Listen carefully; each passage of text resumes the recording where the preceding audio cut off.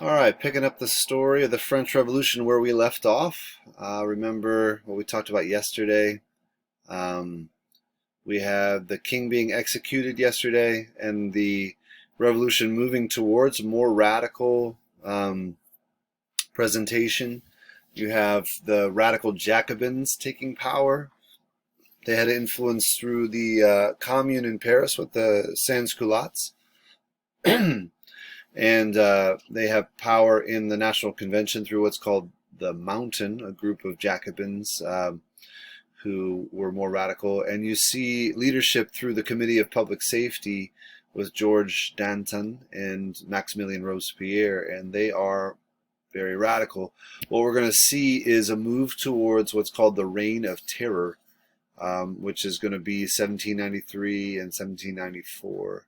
And this is when the French Revolution, I think, really sort of loses the plot line. A movement that was born supposedly for the good of the people and for the rights of the people and for liberty and pursuit of happiness is going to become very bloody. It's going to be, in a sense, self-defeating in that way. So let's take a look. So this is called the Reign of Terror, but what's really going to be happening here is the Committee of Public Safety is going to have control for 1793 and 1794, and they're going to be trying to crush any opposition to the revolution. Anybody that they think would be, trying to restore the monarchy, anybody that they think would be against the advancements of the revolution, they want to crush that. And so what they do is they set up these temporary courts and they prosecute counter-revolutionaries. It could be rumors. It could be a neighbor turning in a neighbor saying, I heard him say he's against the revolution. I heard him say he hates Robespierre or whatever else. And so 40,000 people were killed during this time. Now, this does actually include Marie Antoinette.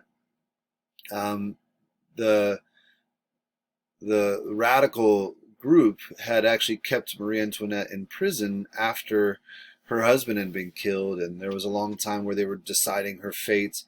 And they basically decided that if she was alive, there was a threat of foreign invasion and an effort to try to save her or maybe even restore her to the throne. And so they ended up just deciding to kill her too. And what we start to see is almost a bloodthirst. Their given solution is, well, we'll just kill more people. There's actually towns outside of Paris that were not as on board with the revolution that suffered terribly. One of the most famous incidents is in the city of Lyon. Lyon, France is historically relevant and important and famous. And in this case, there was, an undercurrent of people who were against the revolution, and the Committee of Public Safety decided to make an example of them.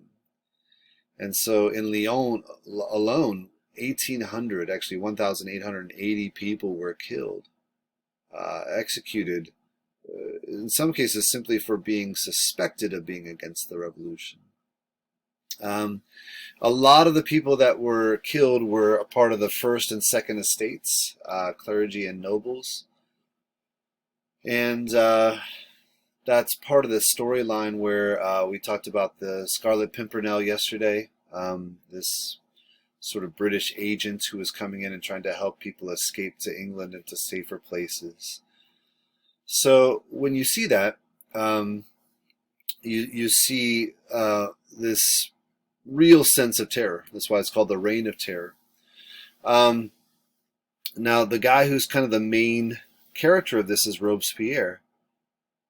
And Robespierre had basically said, listen, we have to do this because we have to get to the other side of the sort of crest, and we've got to get to where we can set up a republic of virtue.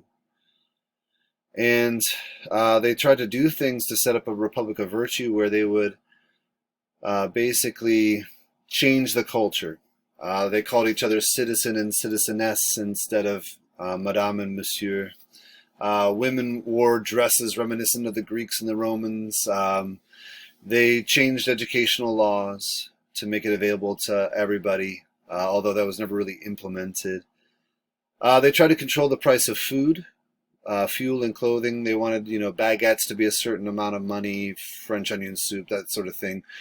These peasant staples of food, they wanted to make those things available. And they tried to control the prices, although they weren't able to do that perfectly. They brought women into some of the political conventions that they had. They actually tried to de-Christianize many public institutions and much of the culture. They actually desacralized Notre Dame. They decommissioned it as a cathedral and recommissioned it as a temple of reason. There was a few years where basically it wasn't a Christian temple, but there were, people who were worshiping the human ability to reason. They even changed the calendar. They still had 12 months, but they divided the months into 3 10-day weeks. So each month was 3 weeks long, and each week was 10 days long, and the 10th day was a day of rest. And they're trying to get away from the idea that Sunday was a day of rest. Now, eventually they came to realize this was not going to be successful. Robespierre realized that too much of the country was still, deeply faithful in their Christian faith, their Catholic faith. And so he kind of gave up on that as time went on. But what's interesting about what happened with the Reign of Terror is they started to sort of accomplish some of their goals. The Committee of Public Safety was supposed to keep France safe from invasion, for instance. And the question is, okay, how far do you push then? Once 40,000 dissidents are out of the way, once the foreign threat is taken care of, what do you do? And what Robespierre is going to want to do is he's going to want to keep pushing. Now, they had been very successful actually in raising a massive army, a sort of people's army. It's different than the way armies had normally been raised. Armies were usually raised by kings and were loyal to kings, and they were sort of upper class citizens in terms of officers and so forth. In this case, this was a people's army, and it was massive. One of the largest armies in modern times up to that point. Now, army numbers will start to balloon considerably once you get into the 18 and 1900s, but in this case, 1794, the People's Army of France was 1 million people, and that was unheard of. Now, because it was so large, they were able to sort of quell the threat of foreign invasion. But what Robespierre wanted to do was keep going. He wasn't satisfied with having killed 40,000 French citizens.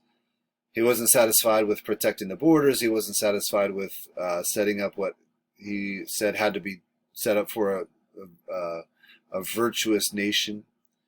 And so he kept pushing for more and more deaths and more power. In fact, he got more power. There was a law passed that he had kind of pushed through that gave him more power in the National Convention, and that led people to fear him more than before. People that thought he was on their side and that they were all on the same page started to realize if he has this much power, there's no stopping him. So they decided to act, and they actually condemned him to the guillotine. So the man who is at least in part responsible for sending 40,000 people to the guillotine then went to the guillotine himself. Now, with him killed, what ends up happening is the Jacobins begin to lose power. Remember, the Jacobins are the more radical group. The Girondins are more conservative, and their power base is outside the city of Paris. They're more moderate. And they end up taking control, and this leads to the end of the Reign of Terror, but not necessarily the end of all the trouble. What we're going to see pretty quickly here is a move towards a new era altogether. One of the people rising up through the ranks of this people's army, and one of the people who is famous for his willingness to be intense and we should say violent in his dealing with the crowds and mobs in Paris, is a man named Napoleon Bonaparte. And Napoleon is going to kind of rise up through this tumultuous time of the revolution, and by the end of the 1700s, he's going to have full control. And part of that's going to be his success against foreign nations that gives him the reputation, and then part of that's going to be just him grabbing the reins, so to speak. It's actually going to crown himself emperor eventually, as we will see. And that's a very strange direction for the revolution to go. They got rid of a king because he had too much power. They end up with an emperor who's taking power for himself. I'm going to be posting the worksheet on the French Revolution for this week probably tomorrow. That'll give you 3 days to work on it. That'll be due Friday.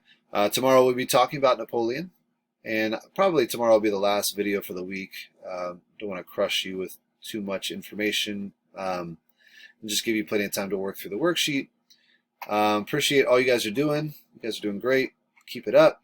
Hopefully the weather will clear a little bit this afternoon. You get to go outside. And please let me know if you need anything at all.